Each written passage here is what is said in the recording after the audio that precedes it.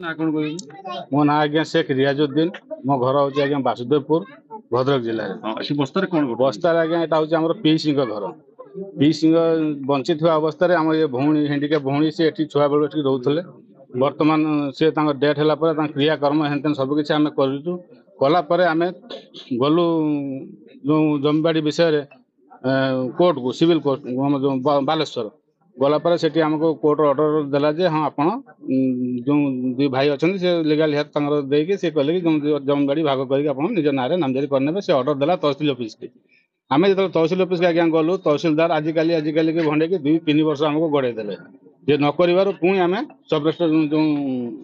सब collector office के आम पुणी गलु सब कलेक्टर ऑफिस जे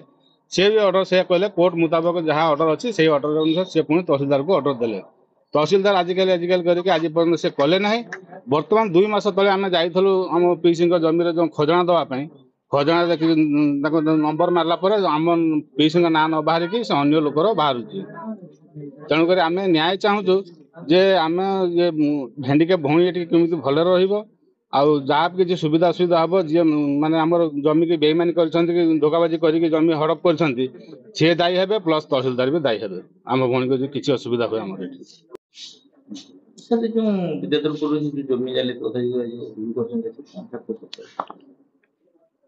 देखो आज तो मो कम्प्लेन आमर जो शेख रियाजुद्दीन जो कंप्रोमाइज कोर्ट ऑर्डर देते जो भौणी जन अच्छा सी आसी कम्प्लेन दौरान एक कथा तो आम जो मिटिशन करूँ as per direction of honourable civil जज जज ऑर्डर जहाँ आसी से अनुसार आम मिटिशन करूँ कम्प्लेन ये दौरान आम देखू इनक्वारी करूँ एग्जामिन करूँ प्रकृत जमीर जी अधिकारी से पाइबे ना नहीं सेटा तो कोई पारिबे नहीं आम बर्तमान एग्जामिन करूँ जदि सी भी कोर्ट ऑर्डर बल आम जहाँ मत जानी पाइली सी भी कोर्ट ऑर्डर बल तो यहाँ एग्जामिन करेंगे जहाँ डिसीजन हम से अनुसार कम करेंगे।